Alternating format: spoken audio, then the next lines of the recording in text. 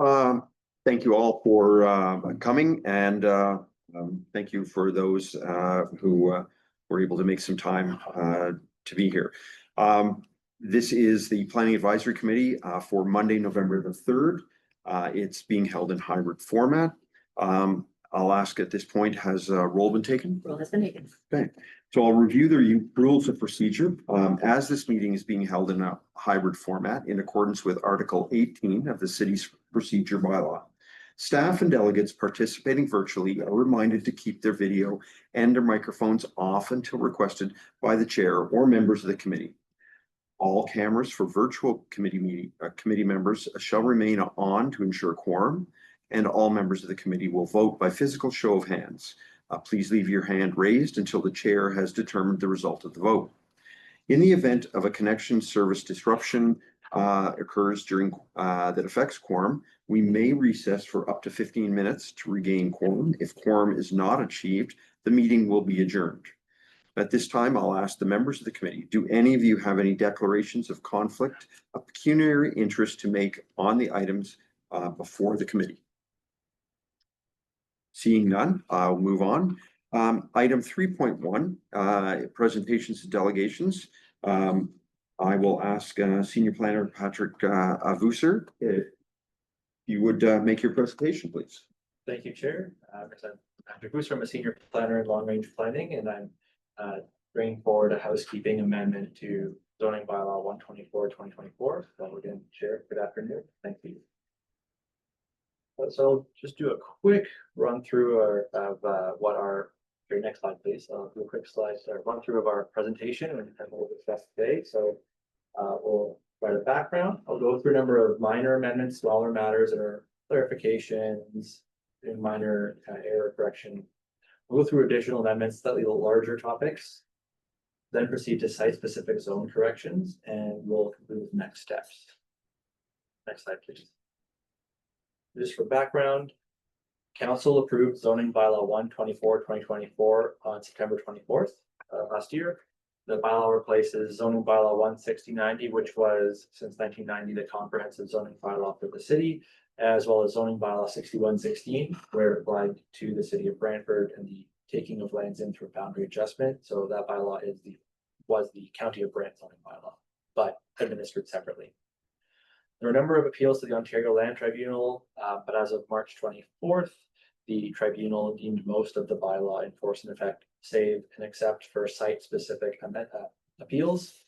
And so these housekeeping amendments are brought forward based on the ongoing administration of zoning bylaw 124/2024. Next slide, please. So minor amendments, we'll be clarifying height measurement for accessory structures. This will align with our past practice in zoning bylaw 16090. It'll just be to the height of the roof, the peak, if it's a peak roof.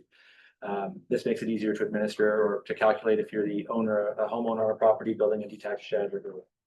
We'll allow stair towers, elevator shafts, and mechanical penthouses to exceed maximum building height.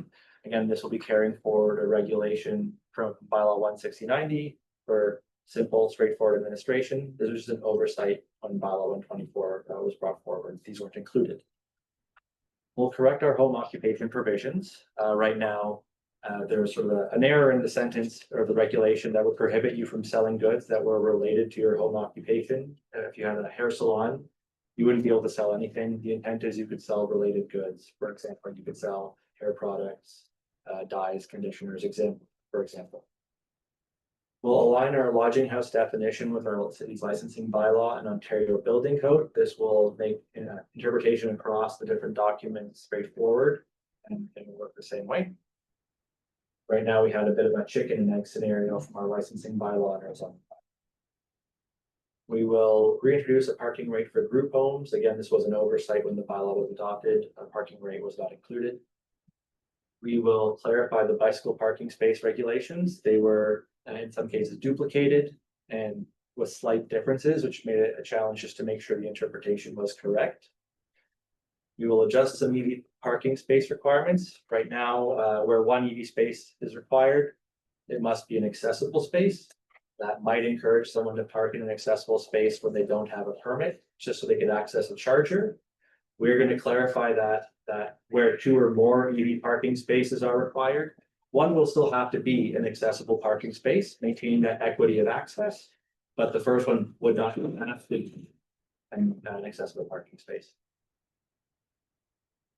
And then we will also we'll address loading space requirements for designated heritage properties. Where council has designated a property of heritage value, it can also mean the building exists on the lot and has for some time. That might reduce some flexibility compared to a greenfield plot or a vacant parcel of land where you can design the parcel from the ground up to accommodate everything. Next slide, please.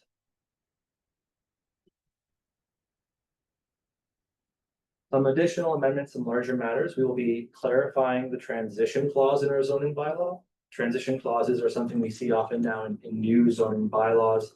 They let a file that has been submitted prior to zoning adoption of the new bylaw continue under the old zoning or deviate from the new zoning where the file may have had extensive revision and review with staff and consultants and money spent.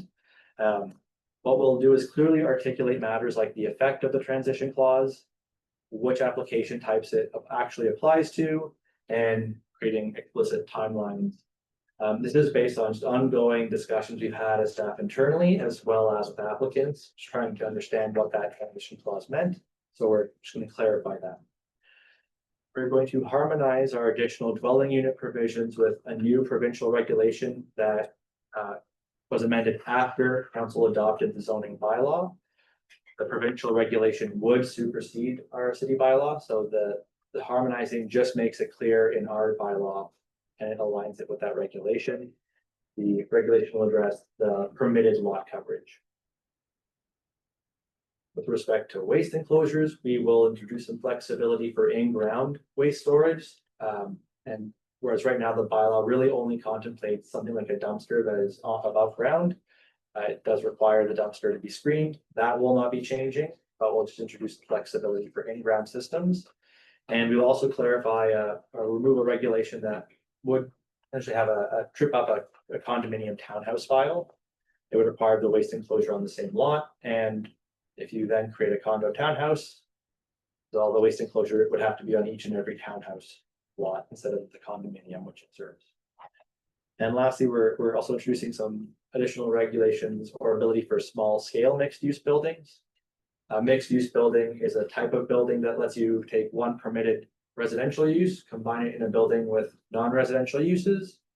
But in the zones where it's permitted, it required 4 or more dwelling units. We assume that an apartment building would be the form that gets combined. We're just introducing an ability to have 1, 2, or 3 dwelling units, not a minimum of 4. And next slide, please.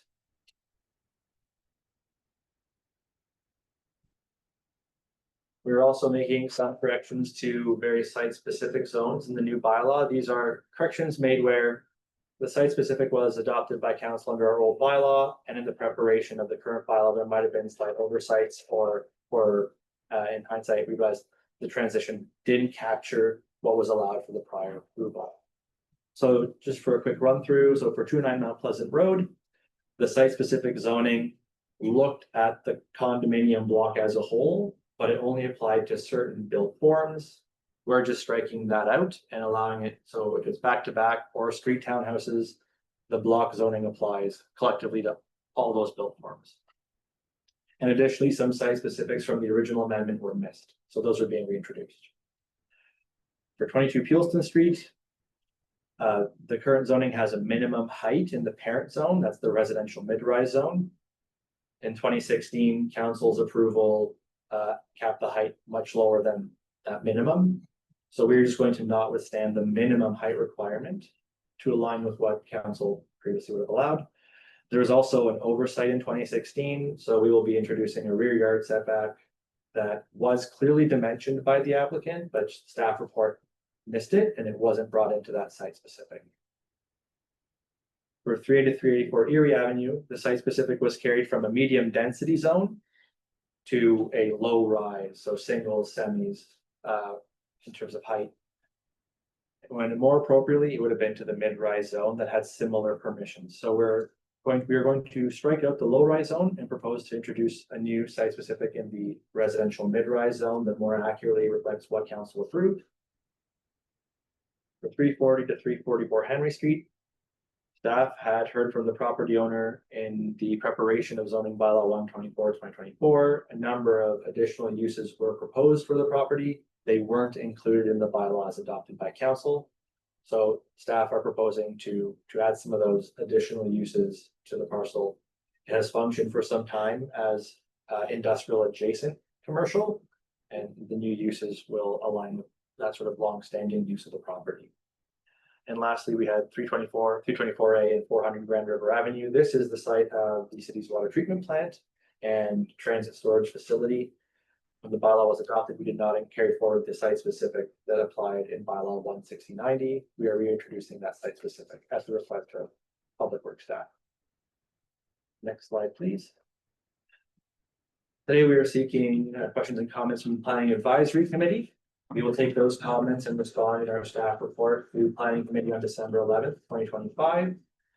This is not a statutory meeting, but we will hold a statutory public meeting at that planning committee. That notice will go out in the Civic News citywide, and property owners for site specifics have already been contacted by email with red line revisions that they can review and comment back to staff in advance of December 11th.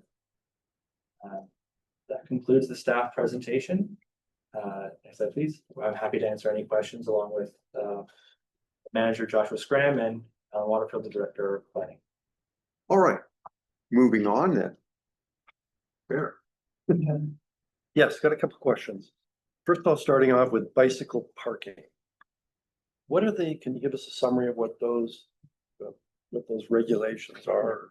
Yeah, so the provisions for bicycle parking speak to either open or secured bicycle parking by definition right now, but the defined terms are short-term or long-term parking. So we're cleaning up the definitions, and then within the actual regulations, we had clauses that somewhat duplicated each other, but in some instances were still slightly different. So we're cleaning up the requirements. So not where they can locate, but making it much easier to interpret for everyone, both for our building staff and to communicate to the industry. So short-term parking can be in the main building, it can be outdoors, it can be in an accessory structure. Before it wasn't allowed to be sheltered, but you may want to provide visitor parking for a bicycle and perhaps provide a canopy to keep it dry. For secure parking, it could be internal or in a detached accessory structure that can be locked with an access code or some other way to make the bike safe. There were some provisions for how you could put the parking in a building, and they did not always line up. So secure parking space could be on certain floors, but would need direct access to the exterior, which if you're on a third floor is a bit challenging unless you consider the elevator and the hallway still providing direct access. So we've cleaned up those matters where the interpretation would constantly need to be recommunicated. Is there a requirement by bicycle park? There is for certain uses. So an apartment dwelling above a certain threshold, I believe 25 dwelling units, would have to provide long-term bicycle parking, which is secure for the residents. Certain commercial uses are required to provide short-term or bicycle parking for visitors. And that can, again, be in a building, can be elsewhere on the lot with a bike rack, or They thought about bringing it down from 20 floors to 25 unit. 25 units. Okay, not 40. What about e-bike parking? That Charging for e-bikes? That hasn't been contemplated at this round. We have had some discussions with our development engineering team, and they include the transportation review team.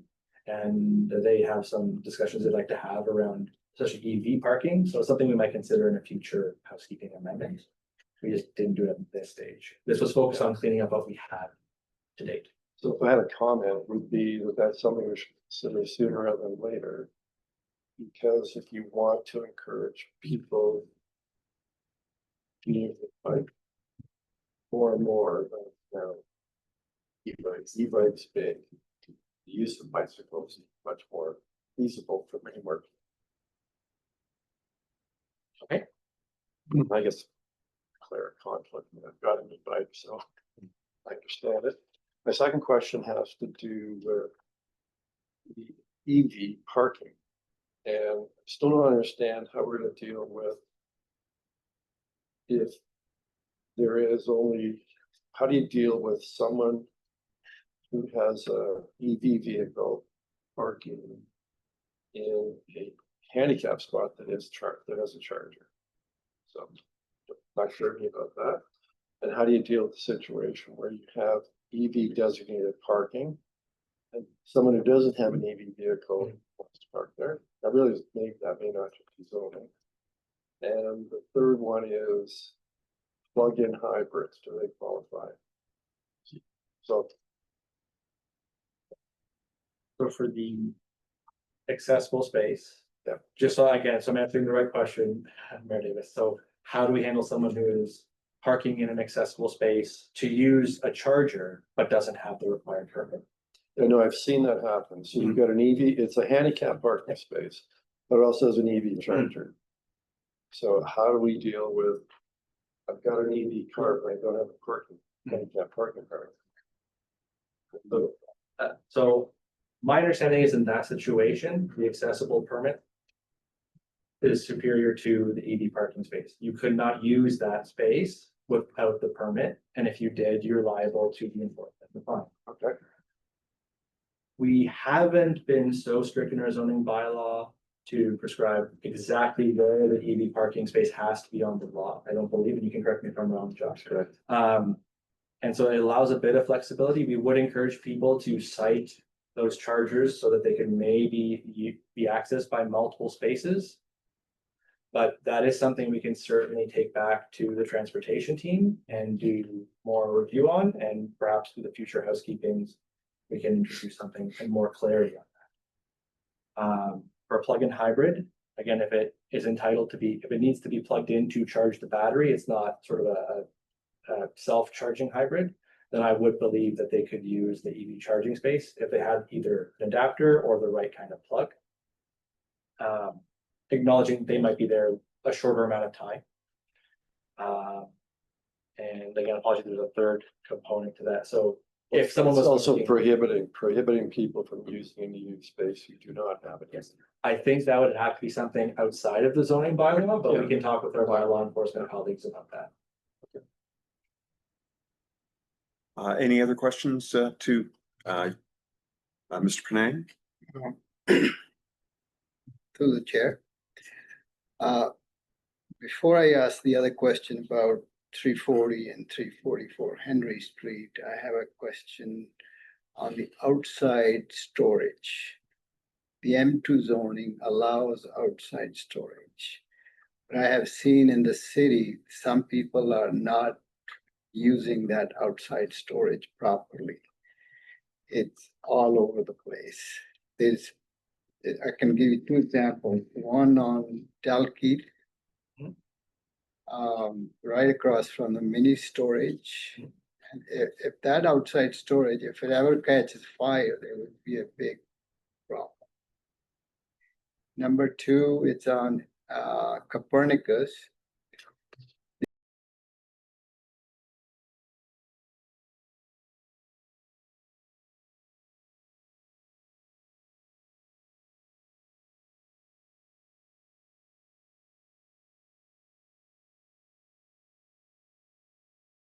Sorry, Lisa, you've just muted the room.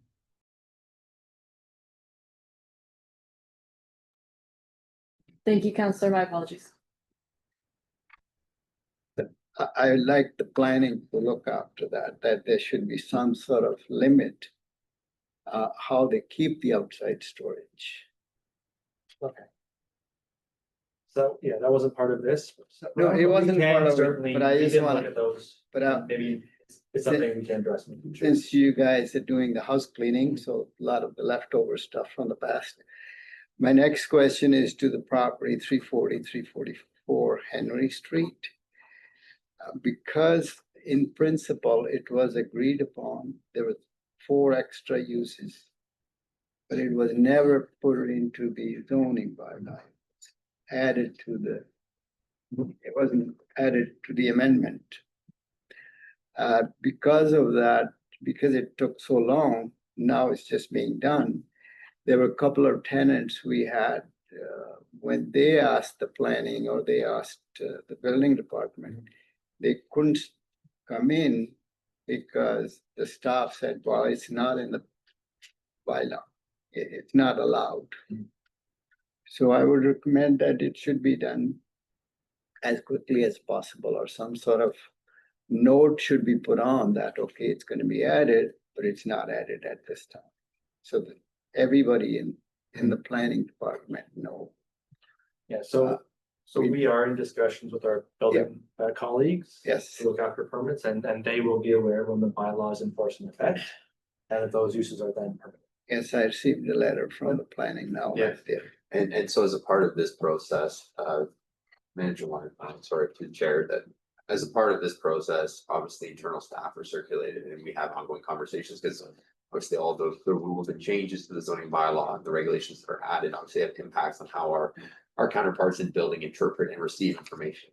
Kind of touching on what you said, when people come through the doors and they want to request something in regards to a building permit, obviously the building department's gonna go back to this bylaw. So they're intertwined, building and building, or planning and building and engineering, and all of our teams work together. So there's certainly going to be awareness of when this is moving forward. Sure. If for future, if we can speed things up a little bit, that would be great. Thank you. And Councillor Hunt. Yeah, so I'm not sure if this is the appropriate time. I realize that the recommendation is that we receive the report and make comments, but under your minor amendment regarding the accessible EV parking, I actually think that, and tell me if I'm wrong, these should actually be separated. Because accessible parking is actually mandated and governed by the province in terms of the parking permit and the fact that there's the $300 fine for parking in an accessible spot without a permit. And so I believe what you're, and correct me if I'm wrong, this is, I guess, a question. What you're trying to do is say that in the case of an accessible parking spot, one of them needs to be an EV spot. But that is really that's really an addition to the accessible parking spot. So I'm wondering if you're able to actually separate this minor amendment to look at leaving the accessible parking space requirement there, which if there's only one, it needs to be a type A stall with an access aisle, and it could have the EV charger, but then separating out the requirement for EV parking. So they're not to be confused. Yeah, so through the chair to you, Counselor, those are separate requirements. It's just that we were trying to, with the bylaw, provide a bit of equity of access to the charger by making sure that where EV parking is required, at least one of them is provided to the accessible parking. It was just the way it's currently worded, and again, they are two separate rates, but where you had one space required, it had to be with the accessible space. It wasn't replacing, it wasn't changing any standards for accessible parking at all. Like the type A space, that would all be as it is in the bylaw. We just didn't want that first charger to be only for that accessible parking space. Okay. Two or more, there would still be an EV charger dedicated to an accessible space, so there was equity of access. But again, not changing anything with the accessible parking. So you're telling me in the zoning bylaw, they are actually two separate. Yeah. Okay, so under the minor amendment, the way I'm reading it is that one EV parking space must be provided as an accessible parking space. But then we've had some discussions about whether an EV person that requires an EV space that does not have an accessible parking permit, like even if there was no availability of another EV space, there would be absolutely no way that person can park in an accessible space without a permit, even if it is the only EV charging station available in the whole parking lot. Through the chair, Counselor, that is correct. Okay. It's not intending to give any sort of workaround from that parking permit. If you Okay, need that accessible space, that trumps the EV parking. There may be design standards someone could build in that allows that space to share, but that is not changing the accessible parking space requirements or giving someone an ability to park there if they don't have the permit. yeah, because even if someone parked there because they needed the EV charger, they would still be subject to the fine for parking in an accessible parking space without an accessible parking permit. Through the Okay, chair, absolutely. okay, all right. So I guess my question was, does that need to be separated? But from what you're telling me, it's already separated in the bylaw. It's just this a minor amendment. Cleanup makes it look like it's all combined. Okay, thank you. Through the chair to the counselor, I think that it's a good question, and I think it's something that staff continue to look at. EV parking is something that is new. It's certainly new to the zoning bylaw, but it's certainly something that is new to municipalities in North America and worldwide. But I think one of the things that we're continuing to consider is there also opportunity for the location of the EV charging station to be shared between locations as well? But then we're also going to talk about access. Well, how does, that charging station become access for all users, whether that's I have to get out of my vehicle and I'm in an accessible wheelchair that I now need to go to the charging station and not have to go over a curb, right? So making sure that we're thinking about these things in terms of the space and how we move through that space from an accessible standpoint as well.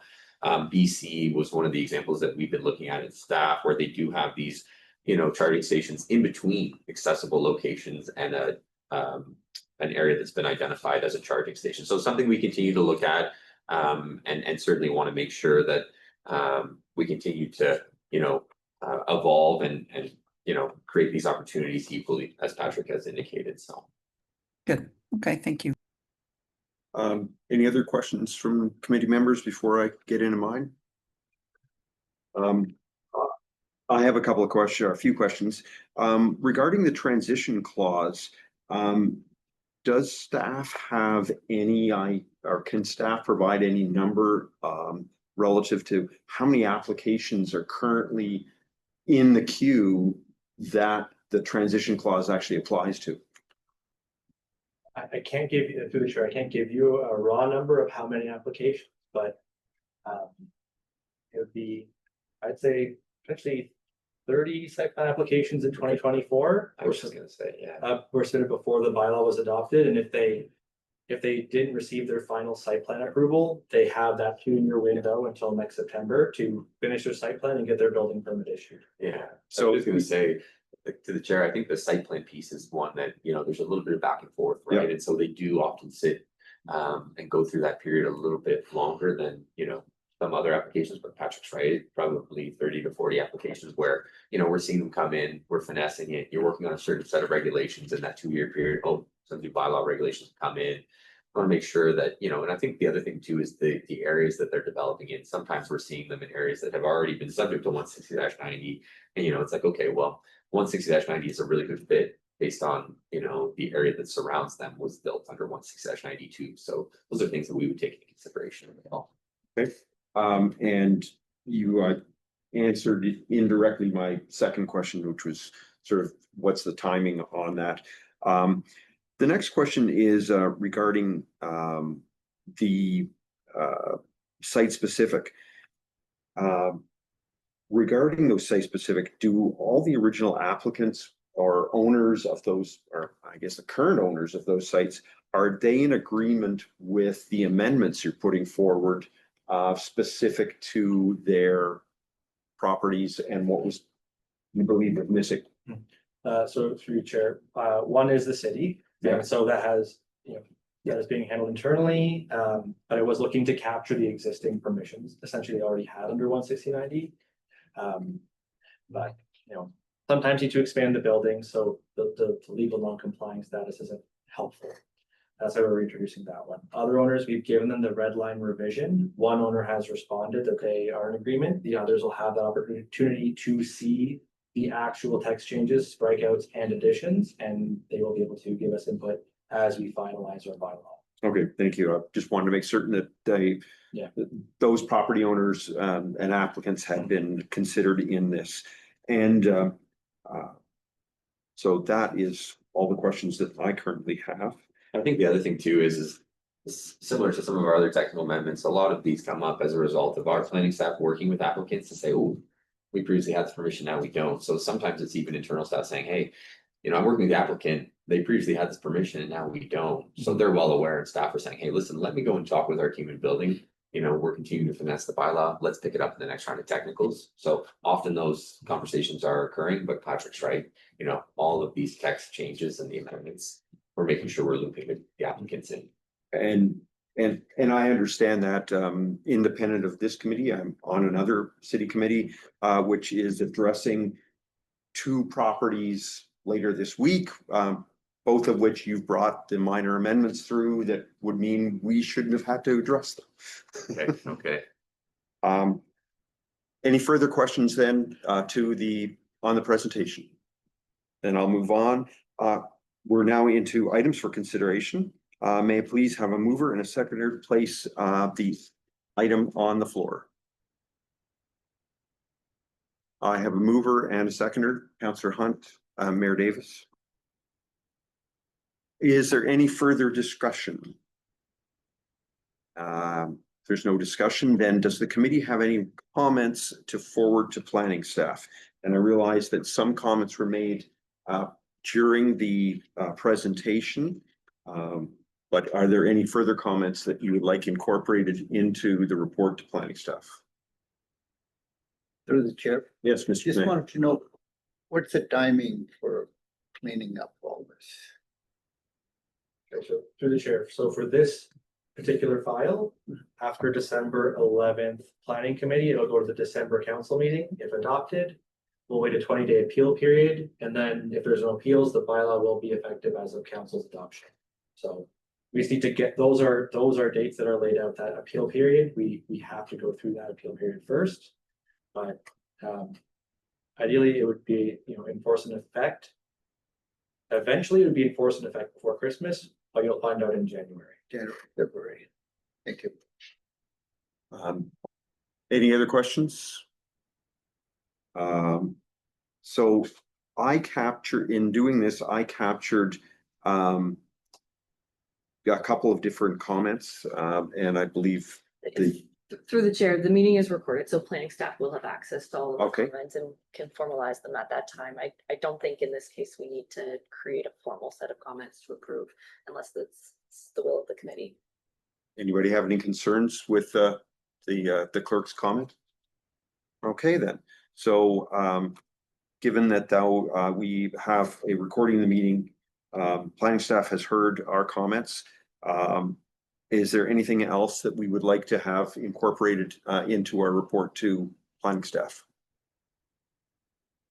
Are all in favor? Can I have a show of all in favor of what we've gone through with, please? I think I see motion is carried. Thank you. Moving on then to consent items. We have the minutes of the June 5th, 2025 Planning Advisory Committee. Could I get a mover and a seconder to approve the minutes for June 5th, 2025? I have a mover, Mayor Davis, and a seconder, Mr. Penang. Is anyone aware of any errors or omissions to that meeting? Seeing no raised hands, I'll call the vote. All those in favor? All in favor, no opposed. There are no resolutions at this time. There is no notices of motion, and we move on to adjournment. The meeting is adjourned. Thank you all for making your time. Thank you.